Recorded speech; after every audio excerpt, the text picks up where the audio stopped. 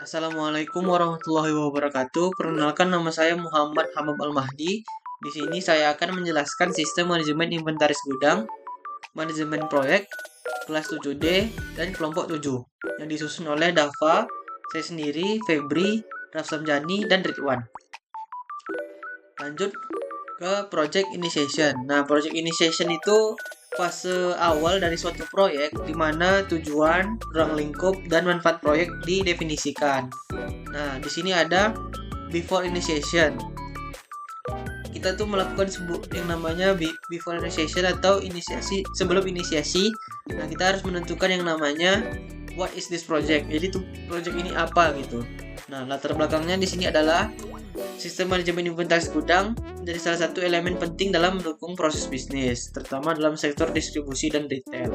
Nah, gudang penyimpanan untuk restocking ini memiliki peran untuk memastikan ketersediaan produk di berbagai lokasi penjualan. Nah, di sini tujuan dari sistem manajemen inventaris gudang itu adalah yang mana mampu mengelola dan memonitor persediaan secara real time serta menyediakan informasi yang akurat. Lalu ada why this project. Nah, kenapa project ini? Nah, di sini ada rumusan masalahnya. Bagaimana sistem manajemen inventaris ini membantu mempermudah proses pelacakan stok, transaksi, dan notifikasi restocking secara otomatis. Lalu ada struktur basis data, arsitektur sistem yang dirancang agar mendukung integrasi antar muka pengguna dan backend serta memastikan data yang dikelola tetap aman dan mudah diakses. Nah, metode pengujian dan evaluasi dapat dilakukan untuk memastikan bahwa semua fitur sistem berjalan sesuai kebutuhan pengguna.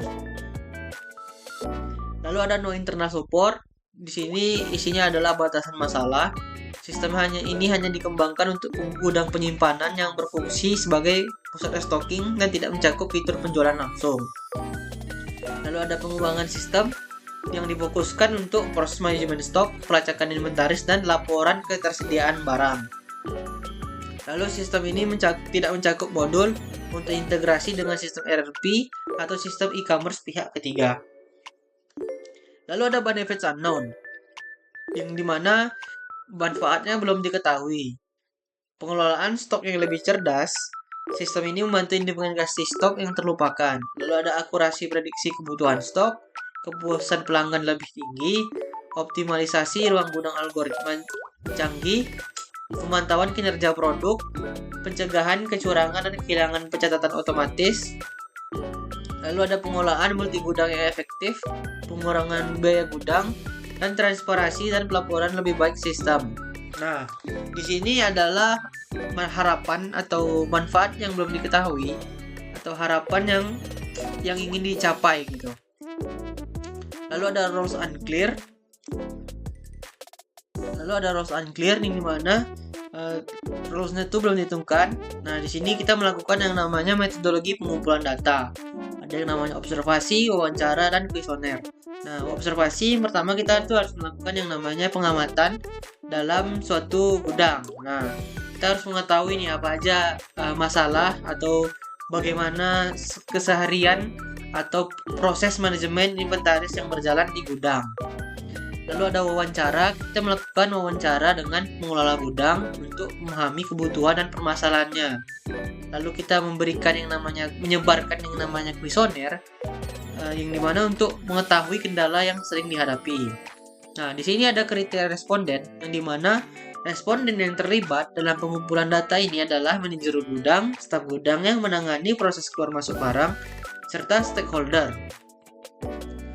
Lalu ada panduan pertanyaan yang dimana mencakup bagaimana proses restocking, apa kendala yang sering dihadapi, apakah saat ini ada sistem otomatis.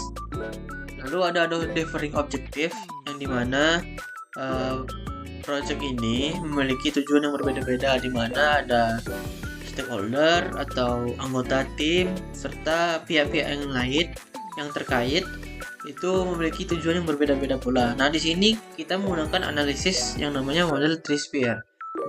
Itu teknologinya kita menggunakan arsitektur berbasis client server untuk mendukung pengolahan data secara real time. Nah, organisasi kita melakukan proses restocking dirancang untuk efisiensi operasional gudang dan melibatkan seluruh staff. Lalu ada bisnis. Sistem diharapkan mampu meningkatkan efisiensi distribusi dan mengurangi resiko kekurangan stok. Lalu ada after initiation.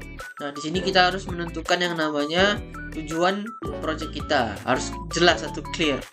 Nah, di sini tujuan pengembangannya itu adalah membangun sistem manajemen inventaris yang mendukung proses restocking dengan akurasi dan efisiensi tinggi.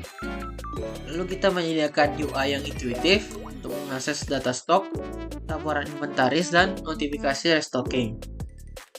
Lalu kita mengoptimalkan proses pengambilan barang dan penyimpanan ulang di gudang melalui sistem yang terintegrasi. Lalu ada recognize benefits, di mana benefitnya sudah ketahui kita ya, manfaat penelitiannya atau manfaat project ini, yaitu meningkatkan efisiensi manajemen stok di gudang penyimpanan restocking. Lalu kita bisa mengurangi risiko kekurangan stok dan kesalahan inventaris. Lalu kita memberikan kemudahan bagi pengelola gudang dalam memonitor stok dan pergerakan barang secara real time.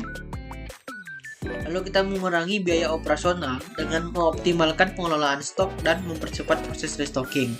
Lalu kita memperkuat akurasi data inventaris dengan sistem yang terintegrasi. Lalu kita mendukung pengambilan keputusan yang lebih tepat melalui laporan inventaris yang detail dan analitik. Lalu kita meningkatkan transparansi operasional gudang dengan memberikan akses data yang jelas pada semua pemangku kepentingan atau stakeholder. Nah, di sini ada tangible measurable, yaitu tangible benefit, yaitu manfaat yang nyata dirasakan dan dapat diukur. Nah, di sini peningkatan efisiensi tenaga kerja dengan mengurangi kebutuhan staf untuk pengelolaan inventaris manual. Lalu ada pengurangan kesalahan pencatatan stok yang menghasilkan penghematan biaya dari kerugian akibat stok yang hilang atau tercatat salah. Tangible unmeasurable, yaitu dimana manfaat yang nyata tapi susah diukur. Nah, tersedianya laporan stok dan transaksi yang lebih akurat untuk mendukung pengambilan keputusan yang strategis. Lalu ada kemudahan dalam pelacakan barang secara real time, membantu memastikan ketersediaan barang tanpa perhitungan manual lagi. Lalu ada intangible measurable, yang dimana hasilnya tidak nyata tapi dapat diukur, seperti respon positif staf gudang dan peningkatan kepuasan pengguna akhir melalui efisiensi proses operasional dan pengurangan beban kerja. Lalu ada intangible unmeasurable, yaitu hasil yang tidak nyata tapi tidak dapat diukur. Nah, peningkatan persepsi profesionalisme perusahaan di mata vendor dan klien karena penggunaan sistem otomatis dan reputasi perusahaan yang lebih baik. Lalu kita ada full internal support, di mana memastikan yang namanya pihak-pihak yang terkait atau stakeholder itu kita mewawancara mereka untuk memastikan apa lagi yang harus dibutuhkan gitu. Apakah proses restocking dilakukan atau ada kendala dalam manajemen inventaris, apakah ada kebutuhan otomatisasi stok. Lalu ada kita secure approval, di mana kita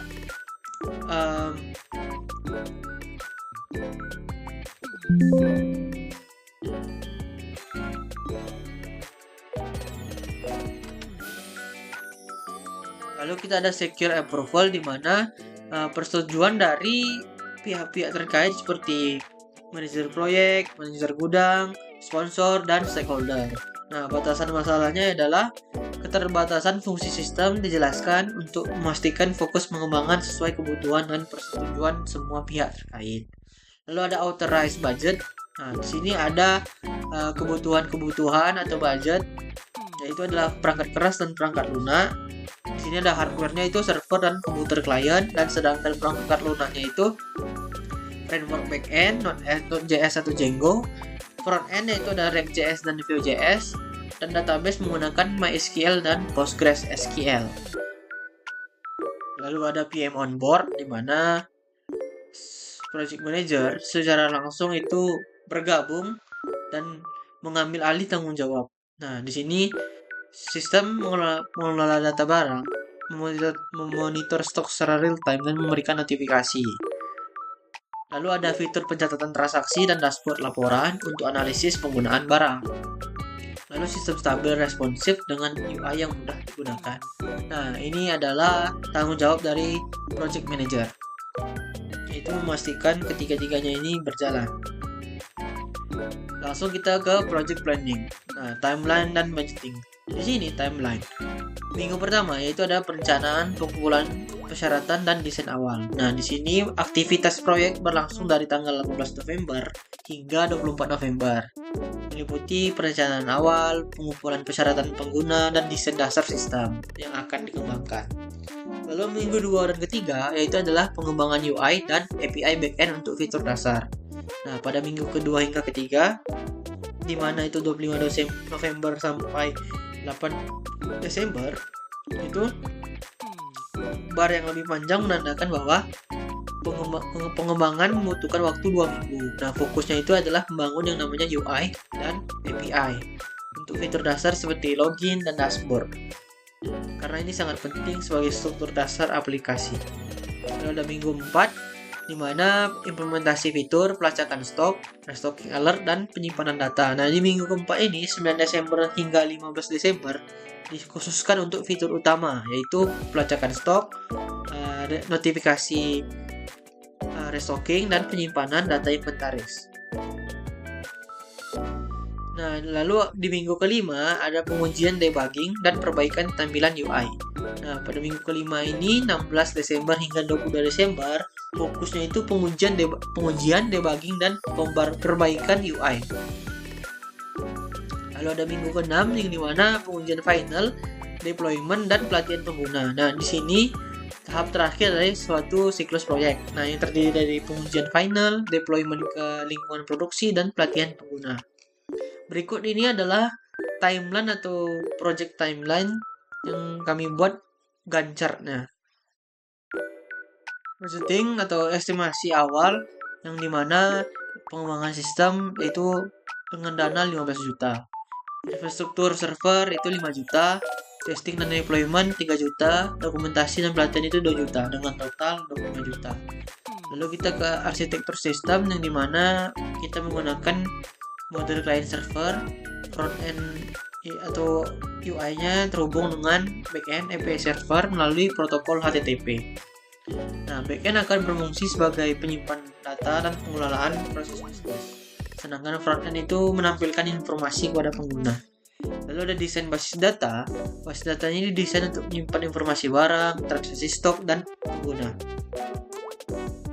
Di mana ada barang, yaitu ada dengan ID, nama, kategori, stok, dan ambang batas. Lalu ada transaksi stok, ID transaksi, ID barang, tanggal, tipe transaksi, dan jumlah.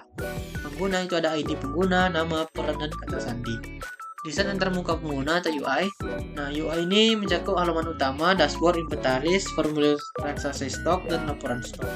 Setiap halaman dirancang agar mudah diakses dan user friendly dengan latar belakang non-teknis. Lalu ada resiko utama dan mitigasi. Di sini ada resiko, dampak, dan mitigasinya. Ketidakjelasan pengguna itu dampaknya waktu dan biaya meningkat karena pengulangan pengerjaan. Nah, mitigasinya adalah melibatkan pengguna sejak awal dan menerapkan metodologi agile. Nah, lalu ada konflik antara pemangku kepentingan. Nah, dampaknya itu prioritas proyek tidak selaras dan menyebabkan keterlambatan. Nah, kita harus mitigasinya itu kita mengadakan yang namanya meeting yang rutin dan menyusun dokumentasi spesifikasi proyek yang jelas. Lalu ada perubahan spesifikasi di tengah proyek.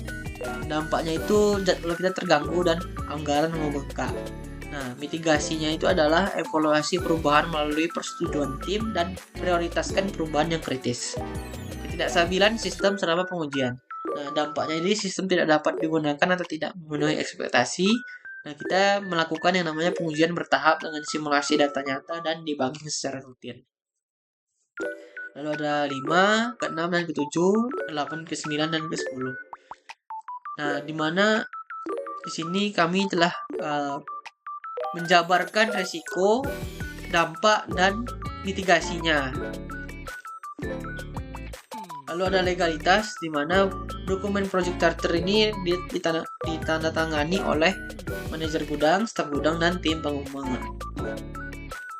Change Management Plan di sini bertujuan untuk mengimplementasikan sistem manajemen stres gudang yang efektif. Lalu di sini ada proses manajemen perubahan yang dimana perubahan dapat diajukan oleh stakeholder internal. pemangku kepentingan internal seperti tim proyek, sponsor, pengguna akhir melalui formulir permintaan perubahan.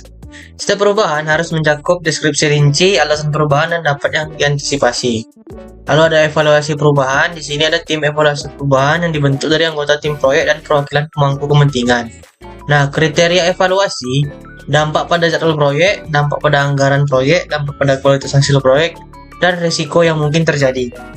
Lalu ada persetujuan perubahan, di mana perubahan kecil, perubahan besar, dan semua persetujuan akan didokumentasikan dalam log perubahan proyek.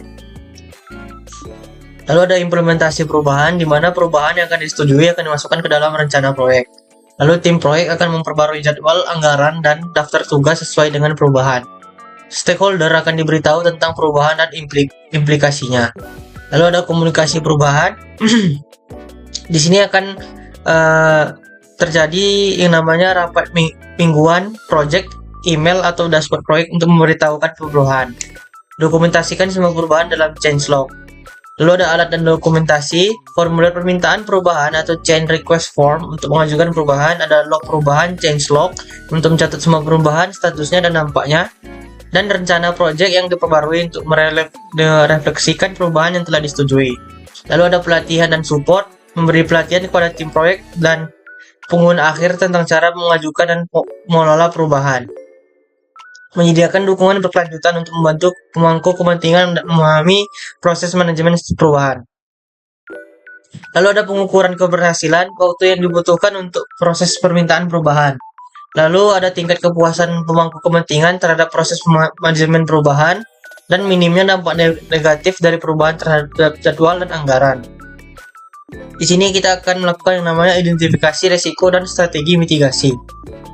Di sini ada identifikasi resiko, yaitu adalah ketidaksesuaian sistem dengan proses gudang, ada kurangnya keterlibatan pengguna akhir, keterbatasan anggaran dan waktu, resiko teknologi, resistensi terhadap perubahan. Strategi mitigasinya, ketidaksesuaian sistem dengan proses gudang itu melibatkan manajer gudang dalam setiap fase perencanaan. Mengadakan uji coba sistem sebelum implementasi penuh. Mengadakan workshop dan diskusi dengan pengguna akhir secara berkala dan membuat survei untuk mengumpulkan masukan. Dan seterusnya. Lalu ada penutup rencana manajemen. Perubahan ini dirancang untuk memastikan bahwa semua perubahan dalam fase perencanaan proyek dapat dikelola secara efektif. Baik, alokasi sumber daya, di mana ada alokasi sumber daya manusia atau tenaga kerja. Proyek memerlukan keterlibatan berbagai tim, mulai dari pengembangan teknis, analisis bisnis, manajer gudang, hingga staf pengguna akhir. Lalu ada alokasi pengembangan sistem, berjumlah 4 orang, menyusun desain teknis dan melakukan analisis sistem untuk memastikan kompatibilitas dengan perangkat keras dan perangkat lunak yang ada. Lalu ada manajer gudang, jumlahnya 1 orang, tugasnya mengidentifikasi kebutuhan operasional gudang dan memastikan sistem yang dikembangkan sesuai dengan proses yang ada. Durasinya 6 minggu, terlibat penuh dalam perencanaan. Lalu ada analis bisnis, jumlahnya 2 orang, menganalisis alur kerja gudang dan memastikan bahwa sistem yang dikembangkan dapat mengakomodasi semua proses yang diperlukan. Durasinya 5 minggu. Lalu ada tim pengguna akhir atau staf gudang, jumlahnya 3 orang, menyediakan feedback dalam fase perencanaan melalui workshop dan survei untuk memastikan bahwa sistem yang dikembangkan memenuhi kebutuhan mereka. Durasi 3 minggu, terlibat pada minggu pertama sampai ketiga. Lalu ada alokasi anggaran. Proyek ini memiliki keterbatasan anggaran yang mengharuskan prioritisasi pengeluaran untuk memastikan bahwa kebutuhan utama sistem terpenuhi tanpa mengorbankan kualitas. Di sini ada alokasi pengadaan perangkat keras dan perangkat lunak, jumlah 30% dari total anggaran. Tujuannya untuk membeli hardware yang diperlukan seperti server dan perangkat gudang serta perangkat lunak yang dibutuhkan untuk pengembangan sistem. Prioritasnya adalah kompatibilitas dengan sistem yang ada dan dukungan vendor untuk memastikan kelancaran integrasi. Lalu ada pengembangan sistem, 50% dari total anggaran, membayar biaya pengembang analis bisnis, dan serta membiayai operasional lainnya terkait dengan proses desain dan pengujian. Prioritas fokus pada pengembangan fitur utama seperti pelacakan stok dan laporan otomatis. Pelatihan dan workshop, jumlah 10% dari total anggaran. Tujuan menyediakan anggaran untuk pelatihan staf gudang dan workshop yang akan diadakan dengan pengguna akhir untuk memastikan bahwa mereka terbiasa dengan sistem baru. Lalu ada cadangan anggaran, 10% dari total anggaran. Tujuannya untuk menanggulangi biaya tak terduga yang dapat muncul selama fase perencanaan dan implementasi, seperti perubahan desain dan atau penambahan fitur. Lalu ada alokasi teknologi dan infrastruktur. Situasi ini di mana dalam proyek ini teknologi yang tepat harus dipilih untuk mendukung pengembangan dan implementasi sistem manajemen inventaris. Infrastruktur yang memadai akan mendukung kelancaran operasional dan kompatibilitas sistem yang akan dikembangkan. Di sini ada alokasi server dan penyimpanan data 15% dari anggaran teknologi. Pengadaan server untuk menghost sistem manajemen inventaris serta penyimpanan data untuk menyimpan riwayat transaksi dan data inventaris. Lalu ada hardware gudang, di mana 10% dari anggaran teknologi. Pembelian hardware yang akan digunakan di gudang seperti scanner barcode, perangkat mobile untuk update status stok secara real time. Lalu ada perangkat lunak pengembangan sistem, 30% dari anggaran teknologi. Pengadaan perangkat lunak pengembangan untuk membangun, menguji, dan memelihara sistem, termasuk software untuk integrasi sistem dengan perangkat keras yang ada. Dukungan vendor dan pemeliharaan, 5% dari anggaran teknologi, yaitu membayar dukungan teknis dan pemeliharaan yang diberikan oleh vendor teknologi untuk memastikan bahwa sistem tetap berfungsi secara optimal selama periode pengembangan dan implementasi. Lalu ada alokasi waktu atau jadwal. Waktu yang tersedia terbatas hingga perlu dilakukan waktu yang efisien untuk memastikan kegiatan dalam fase perencanaan dapat diselesaikan dengan sesuai jadwal. Lalu di sini ada alokasi waktu seperti yang dijelaskan tadi sebelumnya. Minggu pertama itu workshop dan diskusi dengan pengguna akhir, staf gudang untuk mengidentifikasi kebutuhan mereka. Lalu ada pengumpulan informasi terkait proses operasional.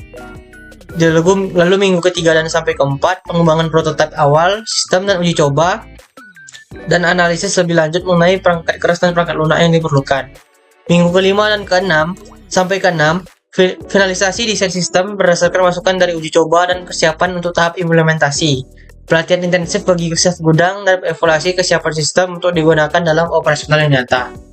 Lalu ada perolehan persetujuan rencana, penyusunan dokumen rencana proyek.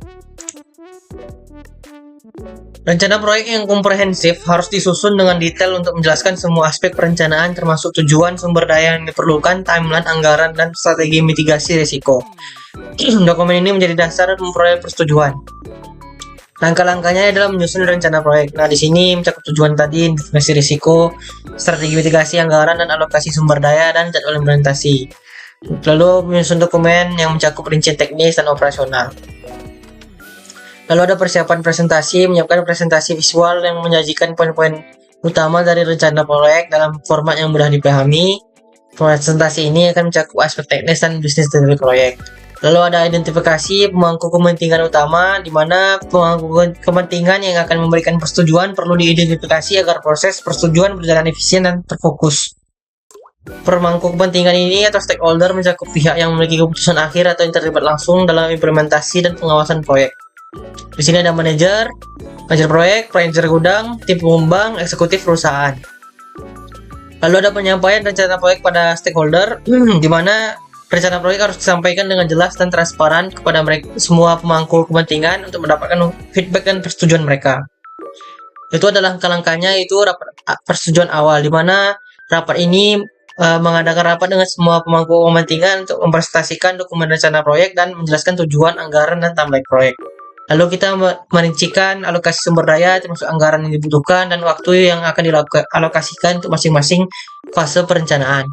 Lalu kita akan membuka yang namanya diskusi terbuka, memberikan kesempatan pada pemangku kepentingan untuk bertanya, memberikan masukan, dan mengemukakan kekhawatiran mereka mengenai aspek proyek, termasuk resiko yang telah diidentifikasi dan strategi mitigasi yang diajukan.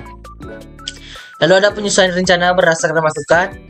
Di sini masukan dari kepentingan stakeholder mungkin memerlukan revisi pada aspek tertentu dari rencana proyek seperti alokasi anggaran, timeline, atau prioritas fitur sistem. Nah, di sini langkah-langkahnya adalah analisis masukan. Kita mengumpulkan dan menganalisis masukan dari rapat yang sudah diadakan, meliputi kebutuhan tambahan yang mungkin belum dipertimbangkan atau potensi masalah yang perlu diperbaiki dalam perencanaan. Lalu kita melakukan revisi rencana proyek, menyusun revisi berdasarkan masukan yang diterima seperti penyesuaian anggaran untuk fitur tambahan atau penundaan jadwal jika diperlukan. Lalu kita persetujuan revisi, mengirimkan rencana yang telah direvisi ke stakeholder untuk mendapatkan persetujuan akhir. Proses ini dilakukan melalui email atau rapat lanjutan jika revisi besar diperlukan. Lalu kita setelah itu mendapatkan persetujuan resmi. di mana proyek telah direvisi dan semua kekhawatiran pemangku kepentingan teratasi. Langkah selanjutnya adalah membuat persetujuan resmi untuk melanjutkan ke fase implementasi.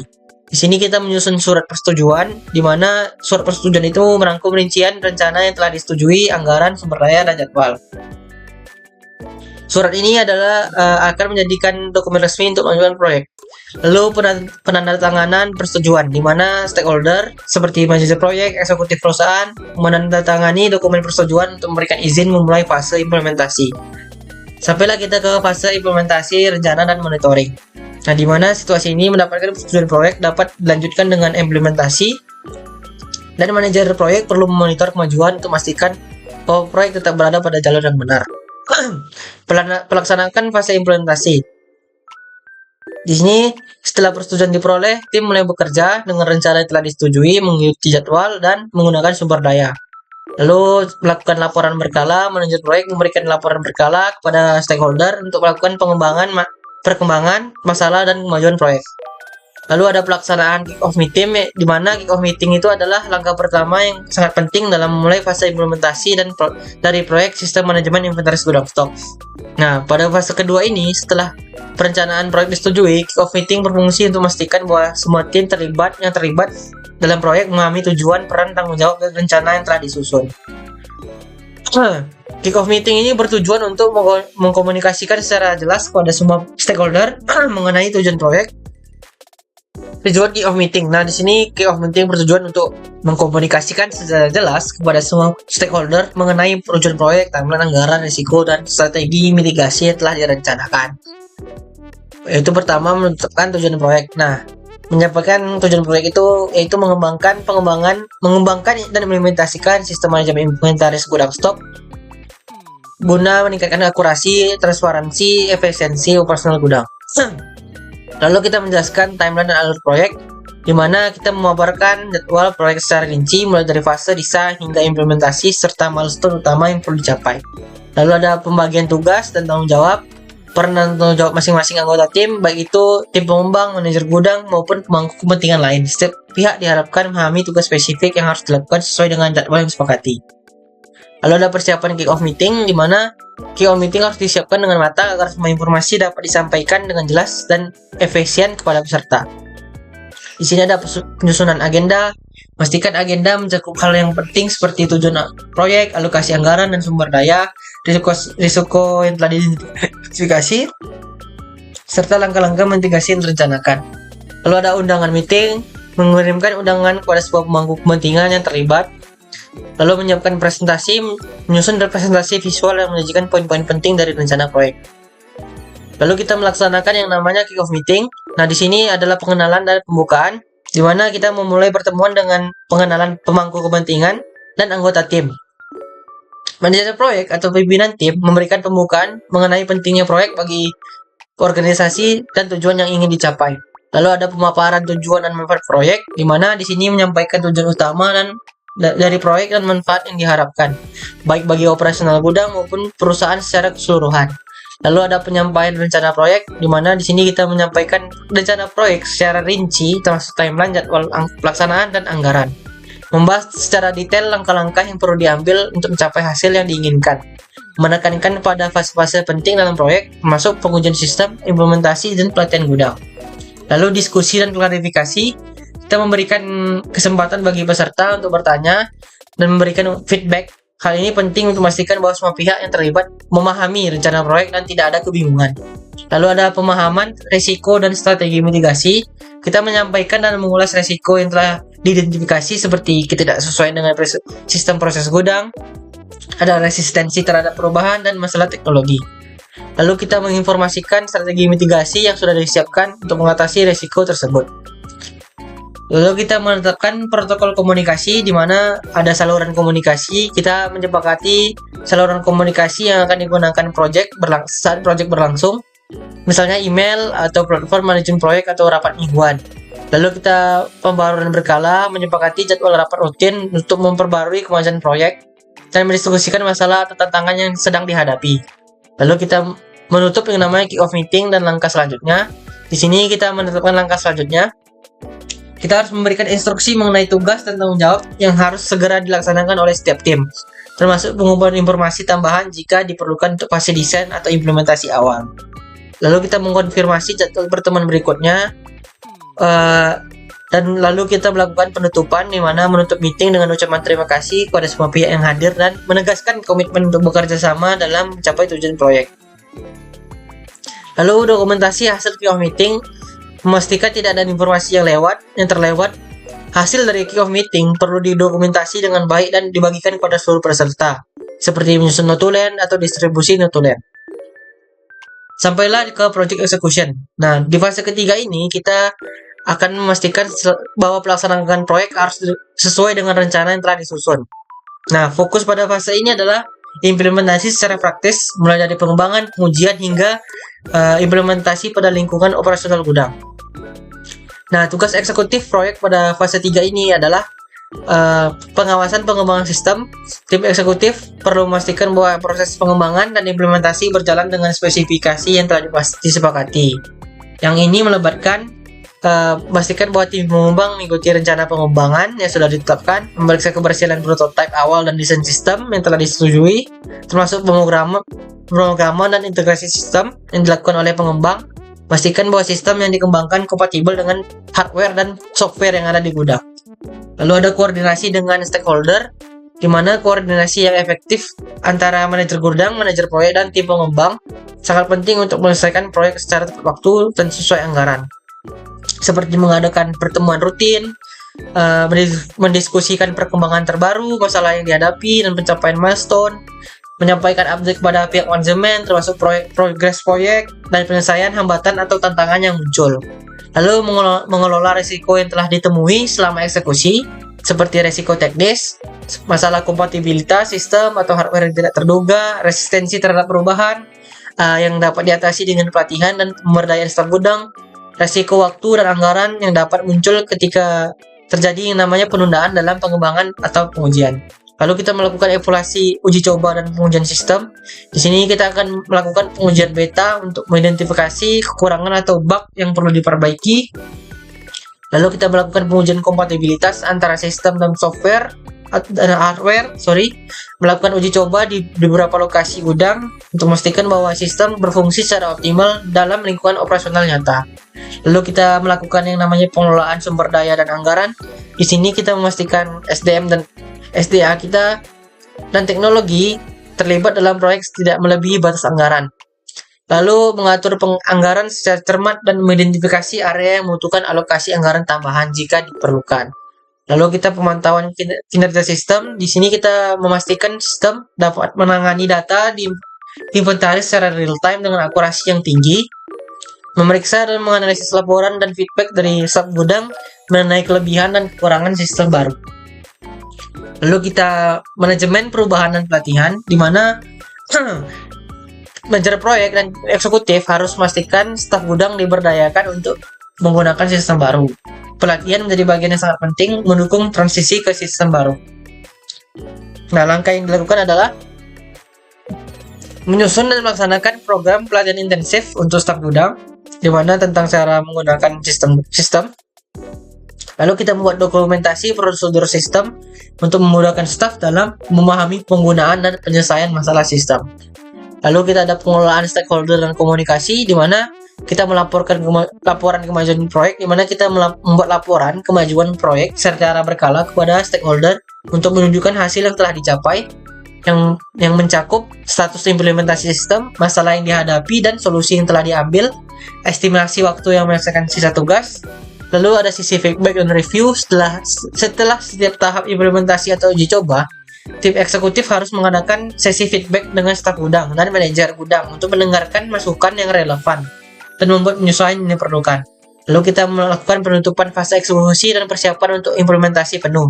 Nah, di sini kita mereview kembali final system, melakukan review sistem secara keseluruhan untuk memastikan semua fungsionalitas berjalan dengan baik dan tidak ada masalah yang perlu diperbaiki. Lalu kita dokumentasi sistem, pastikan dokumentasi teknis sistem dan prosedur penggunaan lengkap dan mudah dipahami oleh staf gudang. Lalu ada persiapan implementasi penuh. Kita menetapkan tanggal implementasi penuh dan memastikan bahwa semua sumber daya yang diperlukan tersedia pada hari tersebut.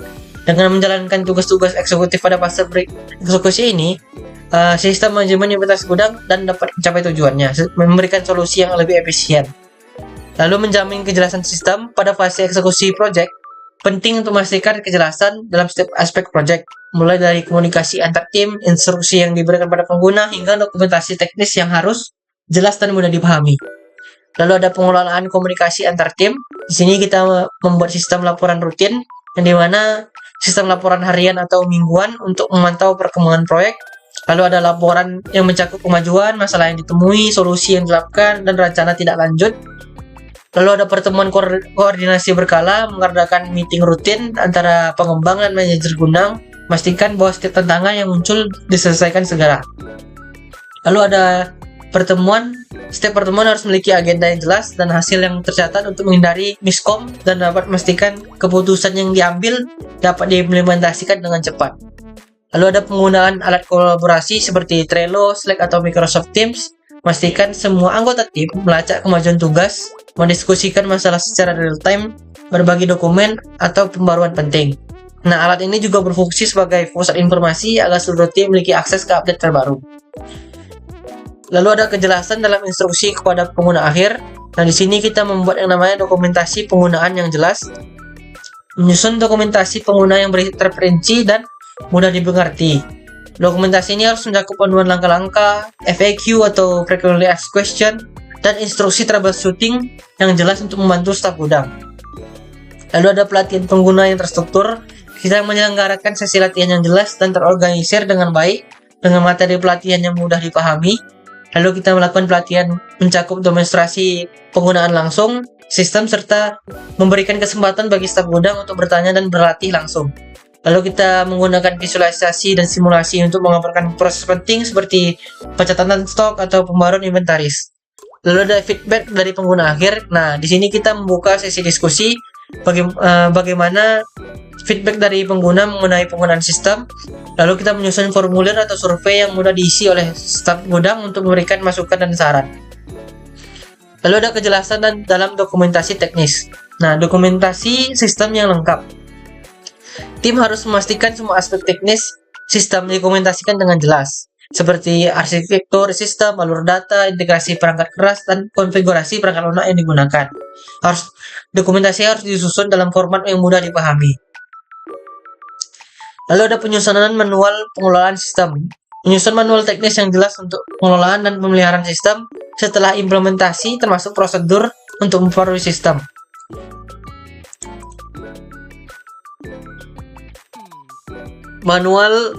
Menyusun manual teknis yang jelas untuk pengelolaan dan pemeliharaan sistem setelah implementasi. Manual ini harus mencakup detail tentang prosedur backup, pemulihan data, dan langkah-langkah untuk menangani kegagalan sistem. Lalu ada penyimpanan dan akses dokumentasi. Semua dokumentasi teknis harus disimpan di repositori terpusat yang mudah diakses oleh tim pengembang dan tim dukungan teknis. Lalu kita menggunakan sistem manajemen dokumen berbasis cloud seperti Google Drive atau SharePoint untuk memastikan semua dokumentasi dapat diakses kapan saja dan di mana saja. Lalu ada kejelasan dalam pengelolaan resiko. Sini penyusunan rencana mitigasi yang terperinci, pastikan setiap resiko teridentifikasi pada fase perencanaan, memiliki rencana mitigasi yang jelas dan terperinci. Rencana mitigasi harus mencakup siapa yang bertanggung jawab, langkah yang harus diambil, dan waktu yang diperlukan untuk mengatasi resiko. Lalu ada penyampaian rencana mitigasi kepada tim. Nah, kita di sini mau komunikasikan rencana mitigasi resiko pada semua anggota tim yang terlibat agar memiliki pemahaman yang sama tentang bagaimana menghadapi dan mengurangi potensi risiko. Lalu kita menyusun laporan atau pembaruan mengenai status risiko yang sedang dihadapi dan solusi yang sedang diterapkan untuk mengatasi masalah yang muncul. Lalu kita melakukan yang namanya kejelasan dalam penutupan fase eksekusi. Nah, penyusunan laporan akhir. Nah, kita di sini menyusun laporan akhir yang jelas dan terperinci mengenai seluruh eksekusi proyek, mencakup pencapaian telah dicapai, tantangan yang dihadapi, dan bagaimana masalah tersebut diselesaikan. Nah, di laporan akhir kita harus laporan akhir ini harus mudah dipahami oleh semua stakeholder dan harus mencakup rekomendasi untuk langkah selanjutnya. Lalu ada finalisasi dokumentasi, pastikan seluruh dokumentasi proyek termasuk dokumentasi teknis dan pengguna sudah final dan siap digunakan dalam fase implementasi penuh. Lalu ada pengadaan sumber daya project, di mana di fase eksekusi ini pengadaan sumber daya yang tepat dan tepat waktu adalah kunci keberhasilan implementasi. Lalu kita di sini sampai ke pengadaan perangkat keras atau hardware. Kita mengidentifikasi kebutuhan perangkat keras di mana cocok untuk sistem manajemen inventaris gudang. Berdasarkan hasil analisis kebutuhan, menyusun daftar perangkat keras yang dibutuhkan, seperti pemindai barcode atau router untuk komunikasi antar perangkat. Lalu ada kapasitas penyimpanan untuk basis data. Lalu kita memilih vendor hardware. Nah, di sini kita melakukan riset pasar untuk memilih vendor hardware yang menyediakan perangkat dengan spesifikasi yang kita butuhkan dengan harga yang kompetitif. Nah, memastikan vendor menyediakan jaminan kualitas dan dukungan teknis pasca penjualan. Lalu di sini ada proses pengadaan dan pengiriman, menyusun permintaan pengadaan RFP dan memproses pembelian perangkat keras sesuai dengan anggaran. Lalu memastikan perangkat keras yang dibeli dikirimkan tepat waktu dan sesuai dengan spesifikasi yang dijanjikan oleh vendor. Lalu ada pengujian, di mana kita menguji setelah perangkat keras diterima, kita lakukan uji coba untuk memastikan bahwa perangkat berfungsi dengan baik. Lalu memastikan perangkat keras terpasang dengan benar sebelum digunakan dalam sistem. Lalu ada software, pengadaan software. Di sini kita mengidentifikasi kebutuhan software kita, seperti sistem manajemen basis data atau DBMS, sistem perangkat lunak pengolahan inventaris. Lalu ada perangkat lunak untuk integrasi dengan perangkat keras seperti pemindai barcode. Lalu ada perangkat lunak yang custom diperlukan, seperti mengidentifikasi kebutuhan fitur dan fungsionalitas spesifik. Lalu kita memilih vendor, mencari yang sesuai dengan anggaran dan kebutuhan sistem. Kita mengadakan sesi demo untuk menilai kemampuan software yang ditawarkan sebelum memutuskan pembelian dan atau pengembangan perangkat lunak. Lalu ada pengadaan dan lisensi. Kita menyusun kontrak pengadaan perangkat lunak, pastikan bahwa lisensi perangkat lunak yang dibeli mencakup semua komponen yang diperlukan sesuai dengan kebutuhan proyek. Nah, mengatur proses pembelian dan memastikan semua perangkat lunak yang dibutuhkan tersedia dalam sebelum fase implementasi. Lalu kita melakukan pemasangan dan konfigurasi perangkat lunak. Setelah perangkat lunak diterima, tim pengembang melakukan instalasi dan konfigurasi untuk memastikan kompatibilitas dengan hardware dan pengaturan yang telah ditentukan. Lalu kita melakukan uji coba, memastikan bahwa perangkat lunak berjalan sesuai dengan harapan. Lalu ada pengadaan keahlian teknis atau personel. Di sini kita membutuhkan mengidentifikasi kebutuhan keahlian yang dimana seperti software engineer untuk pengawalan sistem, lalu ada ahli jaringan untuk pengaturan infrastruktur perangkat keras, serta pelatih pengguna untuk memberikan pelatihan kepada staf gudang. Lalu ada rekrutmen dan alokasi personel. Jika proses internal tidak mencukupi, proses rekrutmen kita lakukan untuk mencari spesialis yang memiliki keterampilan yang dibutuhkan, baik dari luar maupun kontraktor pihak ketiga. Lalu ada alokasi personel internal yang memiliki keterampilan yang diperlukan untuk mendukung proyek, memastikan mereka memiliki waktu yang cukup untuk bekerja pada proyek ini tanpa mengganggu tugas yang lainnya. Lalu kita mengatur pelatihan dan pengembangan. Nah, di sini kita menyusun program pelatihan untuk anggota tim internal yang terlibat dalam proyek untuk meningkatkan keterampilan mereka sesuai dengan kebutuhan proyek. Jika ada kebutuhan untuk pelatihan eksternal, kita mengidentifikasi penyedia pelatihan atau konsultan yang dapat memberikan program pelatihan yang diperlukan. Lalu ada infrastruktur jaringan, di mana kita mengidentifikasi infrastruktur jaringan seperti jenis kabel, bandwidth yang diperlukan, koneksi yang diperlukan, serta perangkat jaringan seperti router dan switch. Lalu ada pemilihan vendor. Kita memilih vendor yang menyediakan infrastruktur jaringan dengan spesifikasi yang dibutuhkan. Lalu kita proses pengadaan dan instalasi infrastruktur. Kita menyusun permintaan pengadaan dan proses pembelian infrastruktur jaringan. Lalu kita memastikan bahwa perangkat jaringan yang dibeli dapat dipasang dan terintegrasi dengan sistem yang ada. Lalu kita menguji namanya konektivitas. Setelah pemasangan, kita menguji konektivitas, memastikan semua perangkat dalam sistem terhubung dengan baik dan dapat berkomunikasi dengan lancar. Lalu ada dukungan teknis dan pemeliharaan. Di sini kita penentuan layanan dukungan teknis, menyusun kontrak dengan penyedia layanan dukungan teknis untuk menyediakan pemeliharaan dan perbaikan perangkat keras serta dukungan perangkat lunak. Lalu ada penyusunan rencana pemeliharaan, di mana kita menyusun rencana pemeliharaan sistem secara berkala, termasuk pembaruan, pemeriksaan, dan memastikan sistem tetap berfungsi untuk optimal. Lalu ada manajemen alokasi sumber daya. Lalu ada pengelolaan komunikasi dan koordinasi tim, di mana kita melakukan rapat, lalu membangun sistem pelaporan yang efektif seperti menyusun pelaporan untuk memantau status alokasi sumber daya. Lalu ada implementasi manajemen kualitas, di mana kita melakukan penetapan standar kualitas. Kita mendefinisikan kriteria kualitas kita seperti keandalan sistem, akurasi data stok, kecepatan proses transaksi, serta penggunaan oleh staf gudang. Lalu penetapan ukuran kinerja, di mana menentukan metrik kinerja untuk mengevaluasi efektivitas sistem seperti tingkat kesalahan dalam pelaporan stok, waktu respon sistem, serta tingkat kepuasan pengguna. Nah, di sini kita pengujian dan validasi sistem, di mana uji coba sistem seperti sistem testing, seperti pengolahan stok, pelacakan barang, dan laporan otomatis. Menggunakan data simulasi untuk menguji ketahanan sistem dalam menangani volume transaksi yang besar dan skenario yang lebih kompleks. Lalu ada pengujian pengguna, user acceptance testing atau UAT, mengadakan pengujian yang melibatkan pengguna atau staf gudang untuk memastikan bahwa sistem mudah digunakan, memenuhi kebutuhan operasional, dan berjalan dengan baik dengan lingkungan kerja yang sebenarnya. Lalu ada pengujian kompatibilitas, seperti memastikan apakah sistem berfungsi dengan baik di berbagai perangkat seperti desktop, perangkat pemenuhi barcode, atau perangkat mobile jika digunakan. Lalu kita mengecek keamanan sistem, melakukan uji penetrasi untuk mengevaluasi potensi celah keamanan dalam sistem seperti perlindungan data stok dan akses pengguna. Lalu ada pelatihan pengguna dan pengembangan dokumentasi. Nah, di sini kita melatih yang namanya staf gudang, mengadakan sesi latihan untuk memastikan mereka memahami cara kinerja sistem. Lalu kita namanya dokumentasi sistem seperti nyusun dokumentasi pengguna yang jelas, termasuk panduan penggunaan, troubleshooting, dan FAQ. Lalu ada simulasi dan uji lapangan, mengadakan simulasi sistem dengan skenario nyata untuk menguji kesiapan staf dalam menghadapi berbagai situasi operasional. Lalu ada pengawasan dan pemantauan kualitas sistem, di mana kita memantau kinerja sistem secara real time, termasuk penggunaan sumber daya, respon sistem, dan kesalahan sistem, menggunakan dashboard atau alat pemantauan untuk melacak metrik kinerja yang telah ditetapkan seperti waktu respon sistem, jumlah kesalahan, dan tingkat ketersediaan sistem. Lalu kita melakukan yang namanya evaluasi feedback pengguna, di mana kita mengumpulkan umpan balik secara teratur dari pengguna, staf gudang, dan manajer gudang untuk mengetahui apakah ada masalah atau tantangan dalam penggunaan sistem. Menindaklanjuti masalah yang tadi ditemukan dengan segera dan melakukan perbaikan yang diperlukan.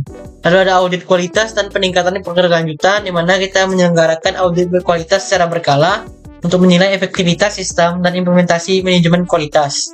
Lalu mengidentifikasi area yang dapat ditingkatkan dan melakukan perbaikan berdasarkan audit dan umpan balik dari pengguna. Lalu melakukan perbaikan berkelanjutan berdasarkan analisis kesalahan sistem atau masalah yang muncul selama penggunaan sistem. Lalu ada penanganan masalah dan perbaikan, di mana tim dukungan teknis merespon dengan sangat cepat terhadap masalah yang dilaporkan oleh pengguna. Lalu ada sistem laporan masalah, menyediakan saluran pelaporan masalah yang jelas bagi pengguna seperti sistem tiket atau helpdesk, memastikan bahwa setiap masalah tercatat dan segera ditindaklanjuti. Lalu ada penyelesaian masalah secara efektif, di mana kita menganalisis masalah yang muncul dan mengambil tindakan korektif yang sesuai untuk memperbaiki kesalahan dalam waktu yang singkat, memastikan kualitas sistem tidak terganggu. Lalu kita mereview dan laporan kualitas, kita mereview kembali kualitas sistem kita, apakah sudah mencapai tahap standar kualitas yang kita tetapkan. Lalu kita menyusun laporan akhir mengenai kualitas sistem yang meliputi temuan uji coba, pelatihan, pengguna, serta analisis kualitas sistem. Lalu laporan ini digunakan untuk evaluasi lebih lanjut serta dasar untuk perbaikan dan pengembangan sistem di masa depan. Lalu ada implementasi persetujuan perubahan, di mana di sini ada pemantauan kinerja sistem. Kita memantau kinerja sistem, mencari yang namanya potensi perbaikan atau penyesuaian yang diperlukan, lalu melakukan evaluasi masukan pengguna, di mana kita mengumpulkan masukan lagi dari staf gudang, apakah ada masalah atau kebutuhan tambahan yang harus diakomodasi dalam sistem. Lalu kita menganalisis masalah yang teridentifikasi, masalah atau perubahan yang teridentifikasi perlu dianalisis untuk memastikan bahwa perubahan tersebut memang diperlukan dan dapat dilakukan tanpa mengganggu kestabilan proyek. Lalu kita penilaian dampak perubahan, kita menganalisis dampak terhadap anggaran dan waktu, penilaian resiko, dan evaluasi kebutuhan sumber daya. Nah, di sini kita melakukan yang namanya penyusunan rencana perubahan. Kita melakukan yang pertama itu adalah dokumentasi rencana perubahan. Kita menyusun dokumentasi yang jelas tentang perubahan yang diusulkan secara detail, termasuk alasan perubahan, dampak terhadap anggaran, waktu, kualitas, serta langkah-langkah untuk melaksanakan perubahan tersebut. Lalu kita menentukan prioritas perubahan. Kita melakukan yang namanya penentuan urgensi dan prioritas terhadap perubahan tersebut. Apakah perubahan tersebut krusial untuk kelancaran proyek atau dapat ditunda hingga fase berikutnya. Lalu kita melakukan persetujuan rencana perubahan oleh tim proyek, di mana kita menyusun rencana perubahan untuk dibahas dan disetujui oleh seluruh tim proyek, di mana ada manajer gudang dan pengembang yang terlibat. Lalu ada proses persetujuan perubahan, di mana kita mengajukan rencana perubahan kepada pimpinan proyek dan stakeholder. Lalu ada review dan diskusi rencana perubahan. Kita mengadakan rapat dan diskusi untuk membahas perubahan yang diusulkan, dampaknya, serta alasan kenapa perubahan tersebut dilakukan atau diperlukan. Nah, kita lalu membuat keputusan persetujuan. Pihak yang berwenang seperti manajer proyek dan stakeholder yang terkait memberikan keputusan apakah perusahaan tersebut disetujui atau ditolak.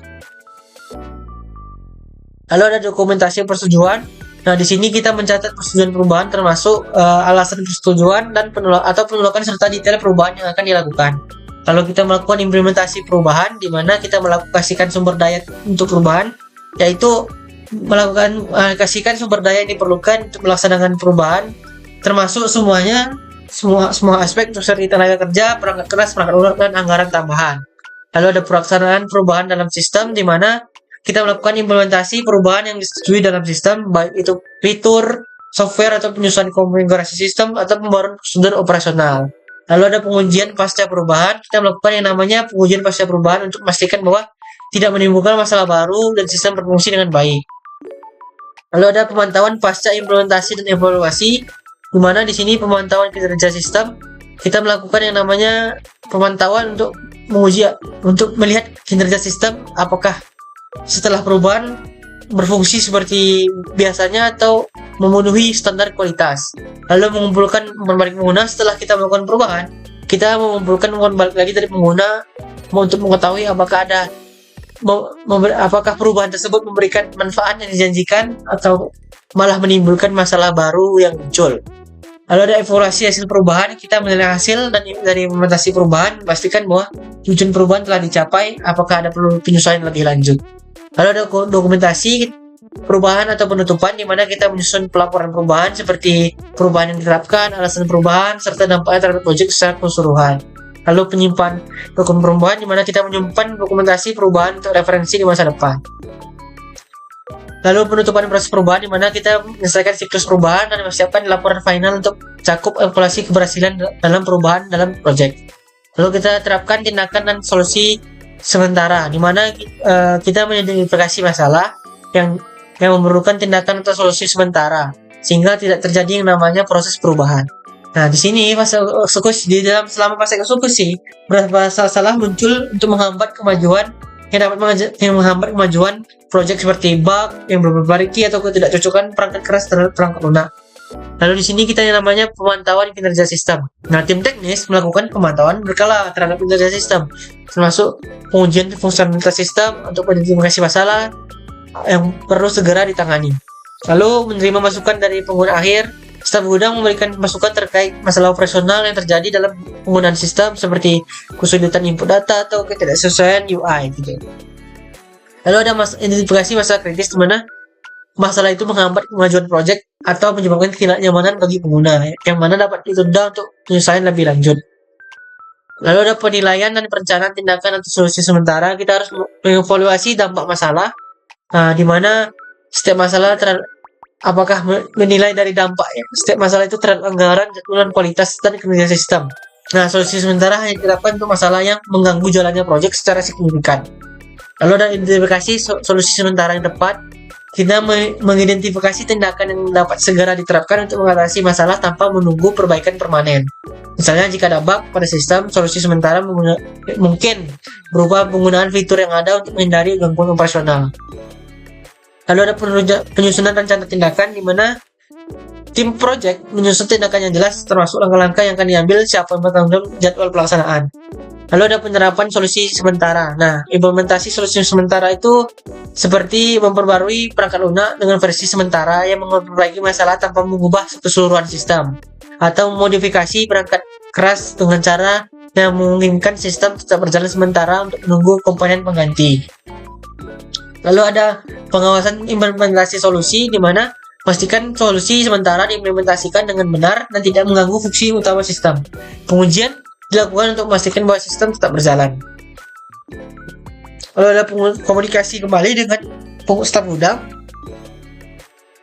Bagaimana solusi tersebut akan mempengaruhi alur kerja mereka dan tindakan yang perlu mereka ambil untuk beradaptasi dengan perubahan sementara tersebut.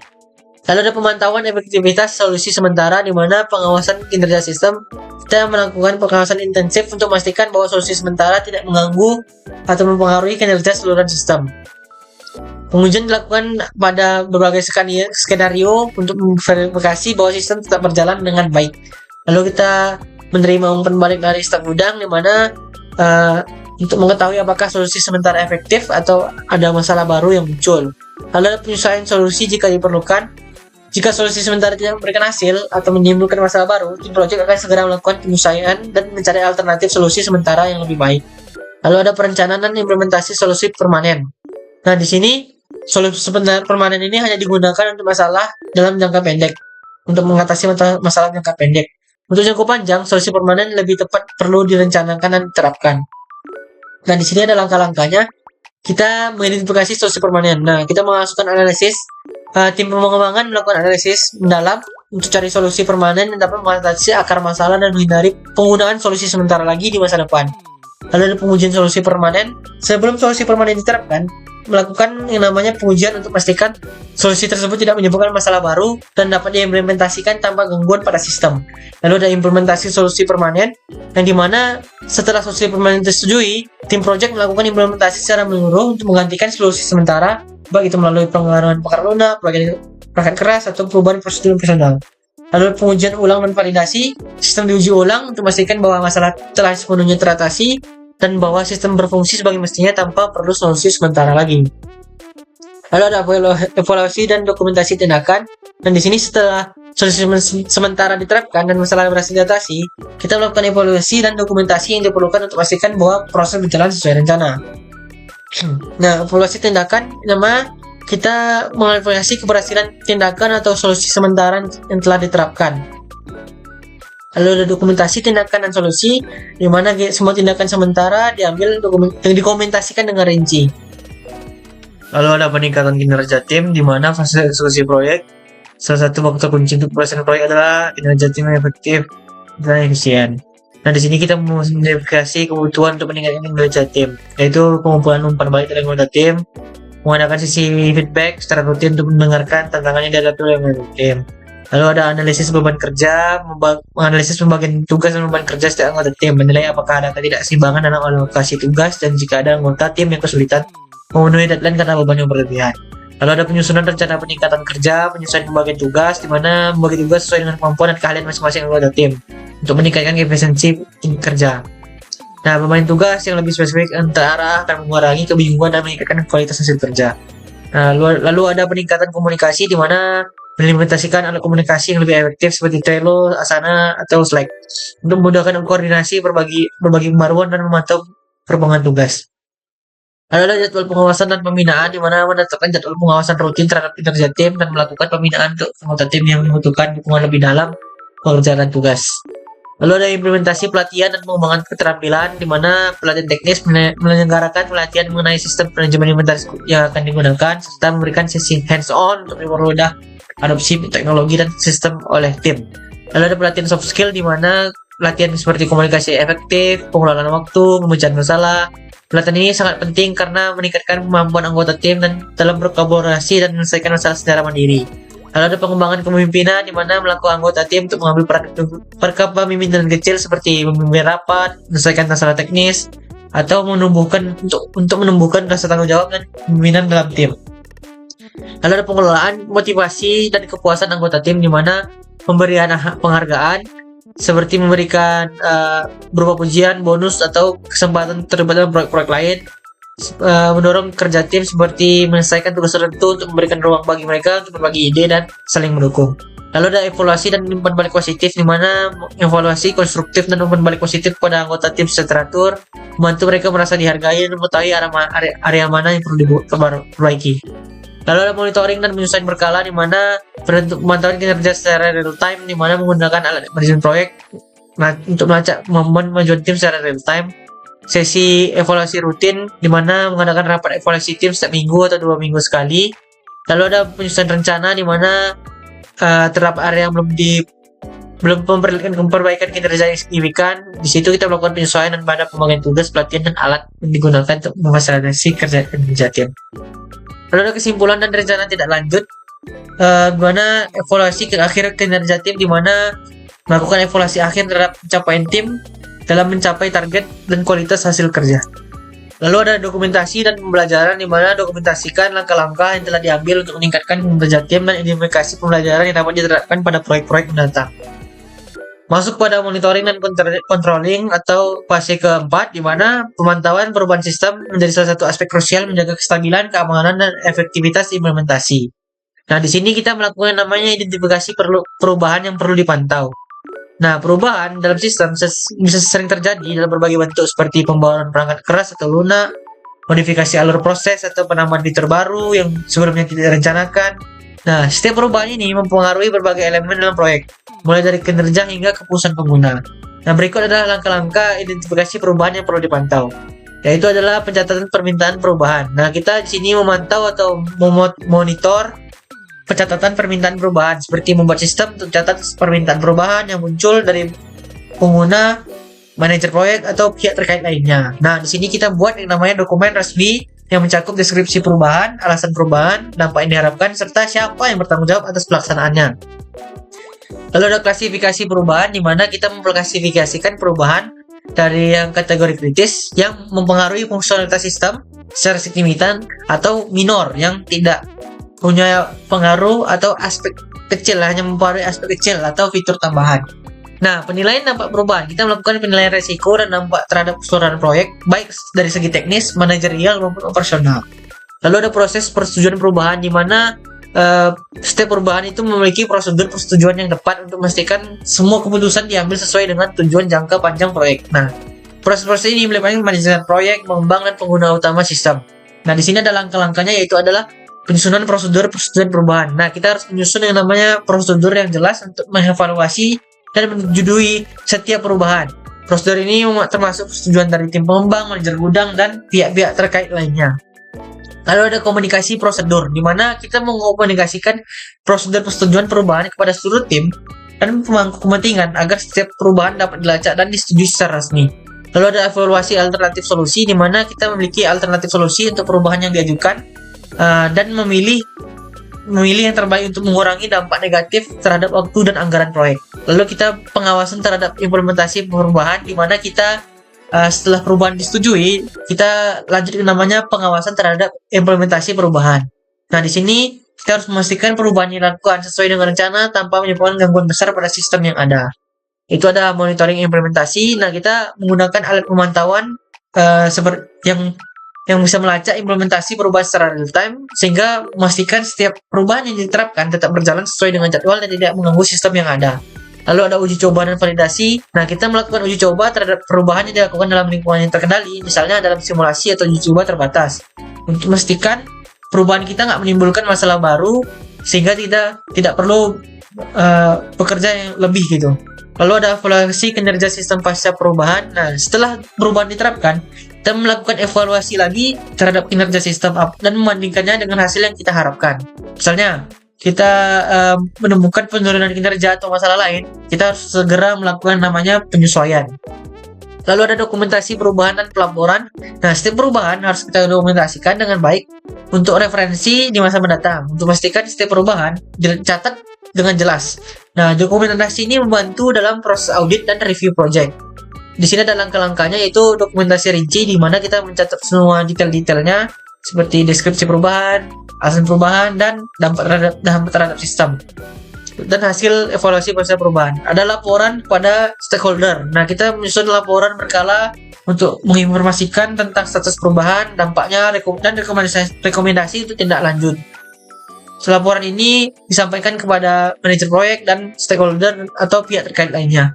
Lalu ada audit perubahan, di mana kita melakukan audit terhadap perubahan yang telah diterapkan untuk memastikan bahwa perubahan tersebut sesuai dengan standar kualitas proyek dan prosedur yang telah disetujui sebelumnya. Lalu ada penanganan permasalahan yang ditemui. Nah, tidak semua perubahan akan berjalan mulus. Nah, beberapa masalah mungkin timbul karena proses implementasi dari perubahan tersebut. Nah, karena itu kita harus memiliki yang namanya mekanisme yang jelas untuk menangani masalah-masalah yang selalu muncul. Di sini ada identifikasi dan analisis masalah, di mana kita menyusun tim yang bertanggung jawab untuk mengidentifikasi dan menganalisis masalah yang muncul sehingga sebagai akibat dari perubahan yang diterapkan. Nah, kita menggunakan yang namanya penerapan solusi atau perbaikan. Menggunakan pendekatan berbasis masalah, segera menangani dan mengatasi setiap masalah yang ditemukan selama atau setelah penerapan perubahan. Lalu ada komunikasi, masalah, dan solusi, di mana kita mengkomunikasikan masalah yang ditemukan dan solusi yang diterapkan kepada seluruh tim proyek, serta menginformasikan kepada stakeholder yang terkait. Lalu ada evaluasi dan penutupan perubahan, di mana di sini kita telah berhasil melakukan yang namanya perubahan. Hasil evaluasi menunjukkan bahwa sistem berfungsi dengan baik. Nah, kita yang melaporkan atau evaluasi akhir perubahan. Nah, di sini melakukan evaluasi akhir terhadap perubahan yang diterapkan, termasuk analisis efektivitas perubahan, kesesuaian tujuan proyek, serta dampaknya terhadap keseluruhan sistem. Lalu kita melakukan yang namanya dokumentasi hasil, menyusun sebuah laporan akhir mengenai perubahan yang dilakukan, mencakup pelaksanaan, evaluasi, dan hasil dari perubahan tersebut. Lalu ada laporan kepada pemangku kepentingan. Nah, di sini kita membuat lagi laporan penutupan perubahan kepada pemangku kepentingan, termasuk rekomendasi untuk langkah selanjutnya atau perbaikan yang mungkin diperlukan di masa mendatang. Lalu di sini ada pemantauan waktu.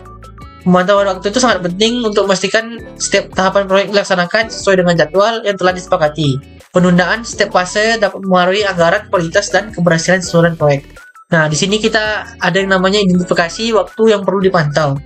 Nah, proyek itu memiliki berbagai aktivitas yang memerlukan pemantauan waktu, mulai dari sumber daya, pengembangan sistem, dan pengujian hingga implementasi. Keterlambatan pada satu aktivitas saja bisa menyebabkan dampak domino pada fase lainnya. Nah, di sini ada langkah-langkah identifikasi waktu yang perlu dipantau, yaitu pencatatan aktivitas. Nah, memastikan seluruh aktivitas proyek dicatat secara rinci dalam jadwal proyek. Setiap tugas, subtugas, dan deadline harus teridentifikasi dan diikuti dengan cermat. Lalu ada identifikasi waktu kritis, di mana menandai tahapan atau aktivitas yang memiliki ketergantungan tinggi, misalnya pengujian sistem atau pelatihan pengguna, yang harus diselesaikan tepat waktu agar tidak menyebabkan penundaan lebih lanjut. Lalu ada penggunaan alat pemantauan waktu. Di sini kita menggunakan tools yang bisa memberikan visibilitas yang jelas tentang suatu proyek, terutama jika ada aktivitas yang terlambat atau ada risiko keterlambatan di masa depan. Lalu ada langkah-langkah implementasi sistem manajemen proyek. Nah, di sini kita menggunakan contohnya Microsoft Project, Trello, atau Asana untuk melacak waktu yang digunakan pada setiap tugas. Sistem ini memperlihatkan durasi yang kita rencanakan dan aktual setiap aktivitas. Lalu ada pembaruan real time, di mana kita memastikan setiap proyek memperbarui status tugas secara real time untuk memberikan visibilitas yang akurat tentang kemajuan dan potensi keterlambatan. Lalu ada pemantauan deadline, di mana mengatur pengiriman otomatis untuk memastikan bahwa setiap aktivitas yang mendekati batas waktu atau yang tertunda dapat segera ditindaklanjuti. Lalu ada penanganan perubahan dan penanganan waktu, di mana pemantauan keterlambatan, kita harus mengidentifikasi nih setiap aktivitas yang mengalami keterlambatan dan dibandingkan dengan jadwal yang telah disetujui. Lalu ada analisis penyebab penundaan, kita harus mencari tahu atau melakukan analisis kenapa sebuah keterlambatan itu terjadi, seperti adanya masalah sumber daya atau hambatan teknis atau perubahan dalam prioritas proyek. Lalu ada rencana perbaikan dan penyesuaian, mengembangkan rencana perbaikan atau penyesuaian untuk menangani penundaan, seperti menambah sumber daya, mengubah prioritas tugas, atau memodifikasi rencana proyek untuk mengakomodasi keterlambatan. Komunikasi dan pelaporan waktu. Nah, komunikasi yang jelas dan tepat waktu kepada semua pemangku kepentingan itu sangat penting untuk memastikan bahwa mereka mengetahui status proyek. Nah, di sini ada laporan status waktu yang dimana kita menyusun laporan status secara berkala, misalnya mingguan atau bulanan, yang mencakup waktu yang telah kita habiskan, aktivitas yang tertunda, dan rencana untuk mengatasi masalah waktu. Lalu ada komunikasi dengan stakeholder, di mana pembaruan waktu kepada pemangku kepentingan melalui rapat atau laporan untuk memastikan bahwa mereka selalu mendapatkan informasi terbaru mengenai status project. Lalu ada escalation, di mana jika terjadi sebuah keterlambatan yang signifikan, kita melakukan eskalasi kepada manajer senior atau pemangku kepentingan lainnya untuk mendapatkan dukungan dalam mencari solusi. Lalu ada evaluasi kinerja waktu proyek. Pada akhir fase ini, kita melakukan penggunaan waktu akan membantu identifikasi area-area yang ditingkatkan untuk proyek mendatang. Lalu ada analisis waktu yang dihabiskan. Misalnya kita mengumpulkan data berapa banyak waktu yang telah digunakan untuk masing-masing aktivitas, dan kita membandingkannya dengan jadwal yang direncanakan. Lalu kita evaluasi kesesuaian waktu, di mana kita nilai apakah waktu yang digunakan untuk menyelesaikan aktivitas sesuai nggak yang kita rencanakan. Lalu kita identifikasi alasan untuk setiap variasi antara waktu yang direncanakan dan yang sebenarnya. Lalu ada identifikasi pembelajaran, di mana kita mengidentifikasi pembelajaran yang dapat diambil untuk meningkatkan manajemen waktu di masa mendatang. Lalu ada penyempurnaan, penutupan, dan pemantauan waktu, di mana kita pemantauan waktu mengakhiri pemantauan waktu setelah semua tugas dan aktivitas proyek selesai dan dilaporkan. Lalu dokumentasi dan arsip, kita mendokumentasikan waktu yang dihabiskan untuk setiap proyek atau setiap aktivitas untuk referensi masa mendatang. Lalu ada pelaporan pada pemangku kepentingan, menyampaikan laporan akhir mengenai penggunaan waktu dan keberhasilan serta masalah terkait pada waktu selama proyek pada pemangku kepentingan. Lalu kita pada fase yang namanya pemantauan biaya. Nah, pemantauan biaya ini sangat krusial ya, dimana memastikan sebuah anggaran proyek itu tetap terkendali. Nah, di sini ada identifikasi biaya yang diperlukan, pencatatan semua biaya, dan menyusun daftar semua biaya yang terkait dengan proyek, termasuk biaya langsung dan tidak langsung, mencakup biaya hardware, perangkat lunak, tenaga kerja, pengujian pelatihan, serta biaya administrasi. Lalu ada pengelompokan biaya, di mana berdasarkan kategori seperti pengadaan, operasional, pengujian, dan pengembangan. Lalu ada alat pemantauan biaya, di mana kita menggunakan sistem manajemen keuangan proyek seperti Microsoft Project, SAP, atau QuickBooks. Lalu ada pemantauan real time, kita menjadikan akses ke data biaya proyek secara real time untuk semua pemangku kepentingan. Lalu ada pembauran berkala, kita melakukan update biaya secara berkala, misalnya mingguan atau bulanan, untuk memastikan anggaran proyek selalu up to date. Lalu ada analisis varian biaya, di mana kita membandingkan anggaran dengan biaya aktual. Lalu ada identifikasi sumber varian, di mana menganalisis penyebab variasi biaya, apakah disebabkan oleh pengeluaran yang tinggi dari perkiraan atau penghematan biaya pada bagian tertentu pada proyek. Lalu ada evaluasi dampak varian, di mana kita mengevaluasi variasi biaya mana yang mempengaruhi keseluruhan anggaran proyek, apakah masih ada dapat diselesaikan dalam anggaran yang telah ditetapkan. Lalu kita melakukan yang namanya tindakan korektif dan penyesuaian anggaran. Tindakan korektif itu jika ada bagian proyek yang mengalami pemborosan atau pembelian yang tidak perlu, tim proyek harus segera mencari solusi untuk mengurangi pengeluaran di bagian lainnya. Contohnya, menegosiasikan kembali harga vendor atau memotong biaya operasional yang tidak mendesak. Lalu ada revisi anggaran, jika diperlukan anggaran proyek dapat disesuaikan berdasarkan variasi biaya yang ditemukan. Lalu ada perencanaan sumber daya yang lebih efisien, di mana kita mengalokasikan sumber daya secara efisien untuk menghindari pemborosan lebih lanjut, misalnya mengoptimalkan penggunaan tenaga kerja dan teknologi untuk mengurangi biaya. Lalu ada laporan biaya kepada stakeholder, di mana kita membuat laporan rutin seperti menyusun laporan keuangan proyek yang mencakup analisis biaya dan variasi yang terjadi. Ini harus mencakup grafik dan tabel yang lengkap serta mudah dipahami oleh stakeholder. Lalu ada pembahasan dengan tim keuangan. Kita mengadakan rapat rutin dengan tim keuangan untuk membahas status biaya dan memastikan bahwa setiap langkah yang kita ambil mengendalikan biaya sesuai dengan rencana. Lalu ada eskalasi jika diperlukan. Jika biaya proyek melebihi anggaran secara signifikan, kita melakukan yang namanya eskalasi pada manajer senior atau stakeholder untuk mendapatkan bantuan dalam mencari solusi atau penyesuaian. Lalu ada penutupan pemantauan biaya, di mana kita melakukan evaluasi, menyusun sebuah laporan akhir yang mengidentifikasi bagaimana biaya dikelola selama proyek, apakah proyek tetap dalam anggaran. Nah, evaluasi ini membantu merencanakan pengelolaan biaya untuk proyek serupa di masa depan. Lalu kita membuat yang namanya arsip data keuangan, mengarsipkan semua laporan biaya dan dokumentasi terkait sebagai referensi untuk proyek mendatang untuk analisis pembelajaran.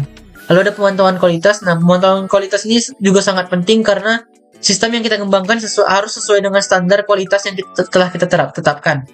Seperti penentuan kriteria kualitas, yaitu adalah seperti kecepatan kinerja sistem, akurasi kinerja sistem, responsivitas, keamanan, kestabilan, dan kemudahan penggunaan. Lalu ada kriteria yang meliputi kelancaran integrasi sistem dengan hardware yang ada di gudang serta kesesuaian prosedur operasional di gudang. Lalu ada dokumentasi kriteria, kita dokumentasikan kriteria tersebut dalam bentuk standar yang jelas untuk referensi dan evaluasi. Lalu ada implementasi pengujian kualitas, di mana kita melakukan pengujian fungsional untuk memastikan setiap fitur sistem seperti pelacakan stok, laporan otomatis, dan notifikasi berjalan sesuai dengan yang kita inginkan. Lalu ada menggunakan metode unit testing, integration testing, system testing untuk mengevaluasi fungsionalitas. Lalu ada pengujian kinerja, di mana kita menguji kinerja sistem dalam hal kecepatan dan kapasitas untuk memastikan sistem bisa menangani volume data yang besar dan permintaan yang cepat di lingkungan gudang yang sibuk.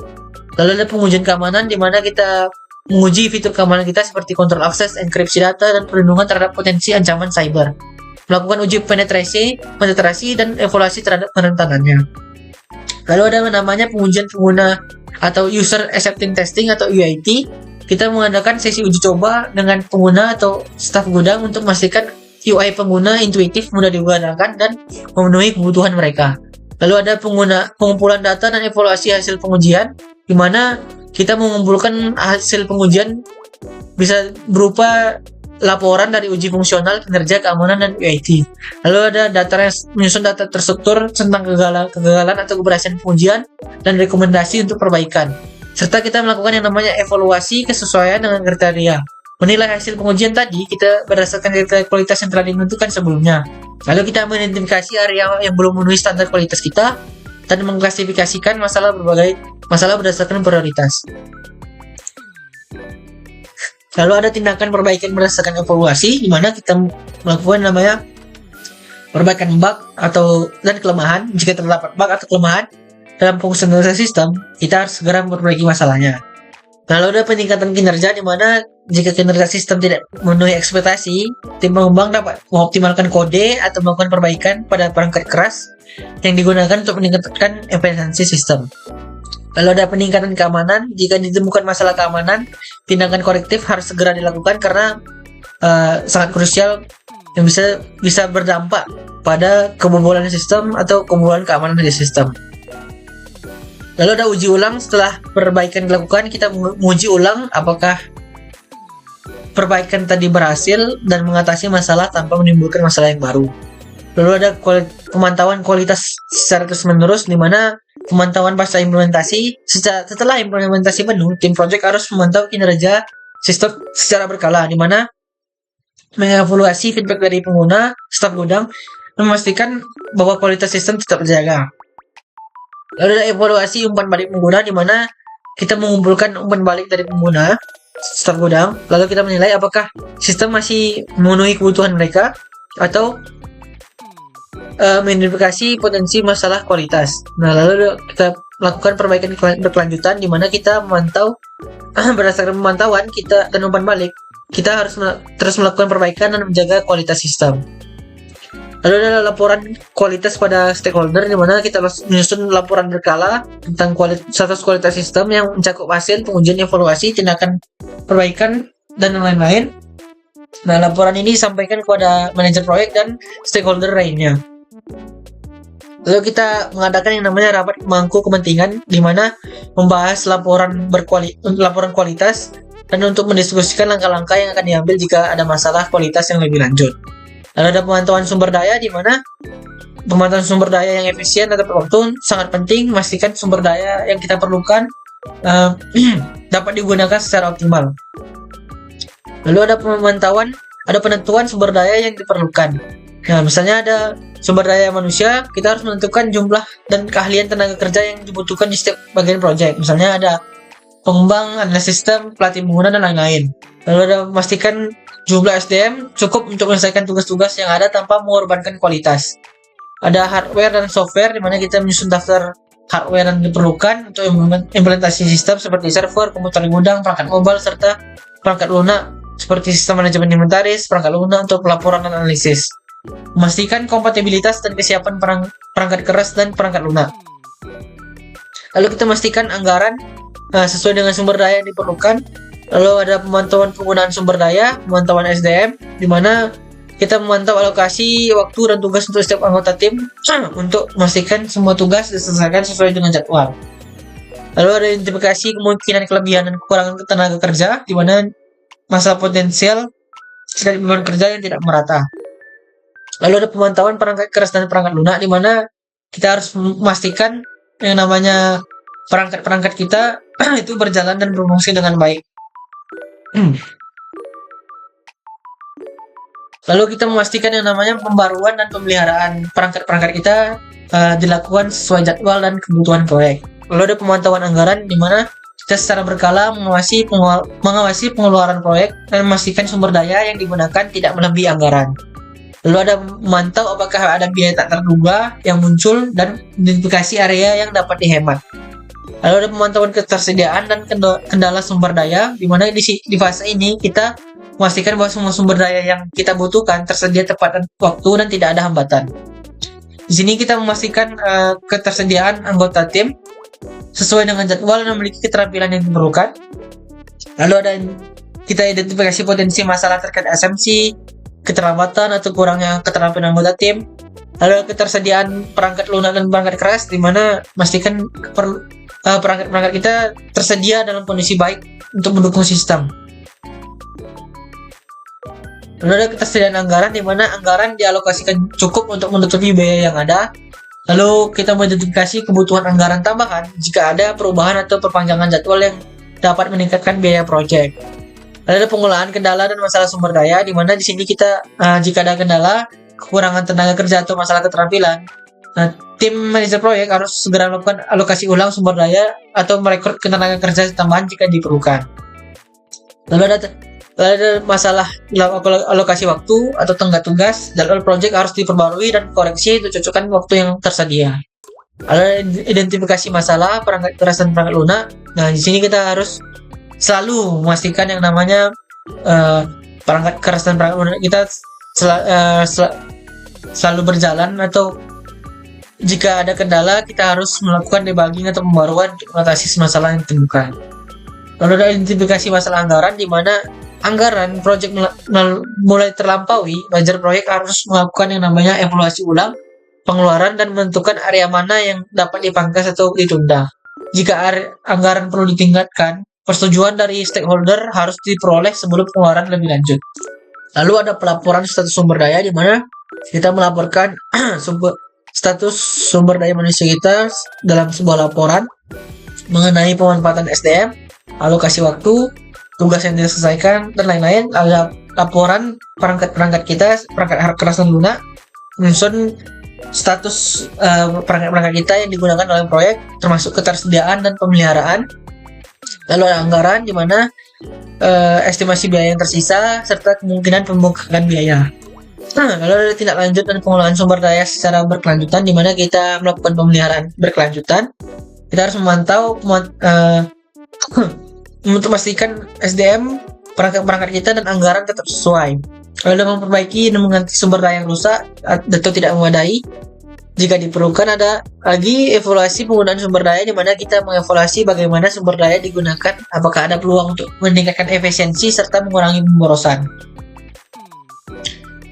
Lalu ada pemantauan risiko, di mana kita mengidentifikasi dan penilaian risiko awal, seperti revisi daftar risiko, memastikan semua risiko yang telah diidentifikasi pada fase sebelumnya tetap relevan dan belum berubah. Lalu menambahkan risiko baru yang mungkin muncul selama fase eksekusi dan kontrol proyek. Lalu penilaian risiko, di mana kita menilai tingkat kemungkinan dan dampak risiko yang ada.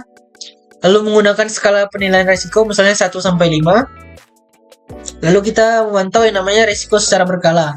Ada pemantauan risiko teknis seperti terkait dengan teknologi, kita melakukan uji coba berkala pada sistem. Lalu ada pemantauan risiko sumber daya manusia seperti kekurangan keterampilan, ketidakhadiran anggota, atau konflik antar tim. Lalu kita lakukan evaluasi terhadap kinerja tim dan memberikan pelatihan tambahan dan dukungan jika diperlukan. Lalu ada pemantauan risiko anggaran, di mana kita memantau pengeluaran proyek secara berkala, memastikan bahwa biaya tidak melebihi anggaran. Lalu ada identifikasi risiko pembengkakan biaya, yang mana disebabkan oleh perubahan jadwal. Ada pemantauan risiko jadwal, di mana kita memantau apakah proyek tetap berada pada jadwal yang ditetapkan. Dan kita mengambil tindakan untuk menyesuaikan jadwal jika ada risiko keterlambatan. Lalu ada tindakan respon risiko, di mana kita mitigasi risiko di mana risiko yang memiliki dampak besar, lakukan tindakan mitigasi untuk mengurangi kemungkinan terjadinya risiko tersebut. Contohnya di mitigasi risiko teknis, kita melibatkan tim pengembang lebih awal untuk mengidentifikasi dan memperbaiki masalah perangkat lunak sebelum jadi masalah yang lebih besar. Menyiapkan rencana kontingensi untuk risiko yang memiliki dampak tinggi dan kemungkinan sedang, mencakup pengalihan sumber daya atau penggunaan anggaran cadangan jika diperlukan. Misalnya ada keterlambatan nih, kita melakukan pengiriman perangkat keras. Tim project dapat mengaktifkan pengadaan perangkat keras alternatif untuk menjaga kelancaran proyek. Lalu ada transfer risiko di mana kita jika memungkinkan atau mempertimbangkan untuk transfer risiko kepada pihak ketiga seperti asuransi atau kontraktor. Misalnya kita memiliki sebuah permasalahan. Nah, kita memindahkan melakukan yang namanya transfer risiko kepada perusahaan pihak ketiga seperti asuransi atau kontraktor penyedia perangkat keras untuk menanggung sebagian risiko finansial atau teknis kita. Lalu ada penerimaan risiko di mana jika risiko yang memiliki dampak rendah atau tidak dapat dihindari atau dimitigasi, nah kita memilih untuk menerima risiko tersebut dan memantau perkembangannya. Lalu ada pemantauan tindakan respon dan efektivitas di mana kita melakukan pemantauan tindak lanjut menilai apakah langkah mitigasi yang kita ambil sudah mengurangi kemungkinan atau dampak risiko sesuai harapan kita. Lalu ada tindakan mitigasi tidak efektif di mana kita melakukan yang namanya perubahan strategi atau rencana kontingensi lainnya. Lalu kita melakukan ukuran efektivitas di mana efektivitas mitigasi risiko dengan membandingkan hasil yang diinginkan dan hasil yang tercapai. Misalnya ada risiko keterlambatan perangkat keras.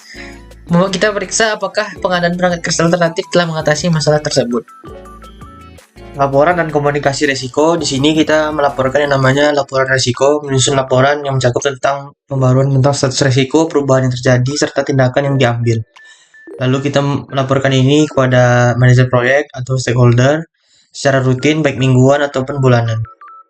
Lalu ada komunikasi risiko dengan tim proyek. Kita mengadakan rapat tim secara berkala, membahas risiko yang ada dan memperbarui statusnya serta memastikan semua anggota tim paham tindakan yang perlu diambil jika ada risiko yang lebih besar. Lalu kita mengidentifikasi kemungkinan risiko yang belum dipertimbangkan sebelumnya. Lalu ada evaluasi penyelesaian rencana risiko. Di sini kita melakukan yang namanya evaluasi manajemen risiko, di mana kita menilai bagaimana manajemen risiko yang telah kita lakukan selama fase eksekusi dan apakah proses tersebut memberikan hasil yang efektif. Nah, lalu kita identifikasi area mana yang belum dilakukan namanya pengelolaan risiko. Lalu ada penyusunan rencana risiko, di mana kita menyusun ulang rencana risiko dengan memperbarui daftar risiko yang muncul atau menghapus risiko yang sudah tidak ada lagi. Lalu menyesuaikan strategi mitigasi atau kontingensi berdasarkan hasil evaluasi yang kita lakukan. Sampailah kita ke project closure, di mana project closure ini adalah penutupan yang bertujuan untuk memastikan semua pekerjaan proyek kita telah diselesaikan sesuai dengan kontrak yang ada. Nah, tujuannya itu adalah untuk menyelesaikan kontrak, penyelesaian administratif, lalu ada memastikan manfaat, lalu kita mereview project dan pelajaran yang bisa kita ambil. Di sini ada proses penutupan atau project closure, di mana kita melakukan yang namanya penutupan kontrak, di mana kita memeriksa kontrak, meninjau semua kontrak terkait project untuk memastikan semua persyaratan telah dipenuhi. Lalu kita verifikasi ulang dengan pihak ketiga bahwa tidak ada kewajiban yang tersisa. Lalu kita menyelesaikan pembayaran, di mana kita mengatur pembayaran akhir pada kontraktor, vendor, ataupun pihak ketiga yang sesuai kesepakatan. Lalu ada dokumentasi penutupan, di mana kita merekam status akhir kontrak dengan termasuk semua perubahan, persetujuan akhir, dan catatan korespondensi. Lalu ada penyelesaian administratif, di mana kita memeriksa yang namanya dokumen project, termasuk dokumen teknis, laporan kemajuan, dan daftar risiko harus kita perbarui dan harus lengkap. Lalu kita arsip dokumen, di mana semua dokumen project harus kita simpan di dalam repositori perusahaan, termasuk rencana, manual penggunaan, dokumen pengujian, dan kontrak dengan vendor atau pihak ketiga. Lalu di sini ada formalisasi penerimaan, di mana kita mendapatkan tanda tangan formal dari stakeholder bahwa sebagai bukti project telah selesai. Lalu kita ada melakukan yang namanya evaluasi manfaat, di mana kita menganalisis keberhasilan proyek kita membandingkan hasil proyek dengan tujuan awal seperti efisiensinya, peningkatan akurasi datanya, dan penghematan biayanya. Lalu kita mengumpulkan yang namanya feedback dari pengguna atau staf gudang serta stakeholder tentang implementasi sistem kita. Lalu kita yang namanya pencapaian manfaat, di mana kita menganalisis apakah proyek kita memberikan manfaat yang diharapkan baik secara langsung maupun tidak langsung. Review project dan pelajaran yang kita peroleh, di mana kita melakukan evaluasi project dengan mengadakan rapat penutupan yang dimana isinya mendiskusikan apa yang kita berhasil capai, apa yang gagal kita capai, dan di mana area yang perlu kita perbaiki. Lalu ada dokumentasi pelajaran yang bisa dipetik, di mana resiko teknis terkait integrasi sistem bisa kita minimalkan dengan pengujian lebih awal, atau komunikasi yang lebih sering dengan vendor membantu mempercepat penyelesaian masalah. Lalu ada repositori pengetahuan, di mana masukkan pelajaran yang dipetik ke dalam repositori pengetahuan organisasi untuk referensi di masa mendatang. Lalu ada output proses penutupan, di mana dokumentasi kontrak, dokumen proyek yang diarsipkan, laporan evaluasi manfaat, laporan lesson learned, di mana ringkasan pelajaran yang kita petik selama proyek untuk peningkatan di masa depan. Lalu ada sertifikat penyelesaian proyek, dokumen formal yang menandakan bahwa proyek kita telah selesai dan diterima. Baiklah, setelah sampai di penutup, kesimpulannya ini adalah sistem kita ini dirancang untuk memudahkan pelacakan stok, pencatatan transaksi, dan memberikan yang namanya notifikasi restocking dengan arsitektur client server dan basis data yang aman, pastikan integrasi yang baik dan akses yang mudah bagi pengguna. Nah, untuk saran kedepannya, mungkin sistemnya harus ditingkatkan dengan menambah fitur otomatisasi restocking dan integrasi dengan sistem ERP. Lalu ada evaluasi pasca proyek, di mana evaluasi dilakukan 1 tahun setelah peluncuran sistem, menilai efektivitasnya dalam memenuhi kebutuhan gudang dan mencapai tujuan proyek. Baiklah, itu saja yang bisa saya sampaikan. Terima kasih atas perhatiannya. Wassalamualaikum warahmatullahi wabarakatuh. Ciao.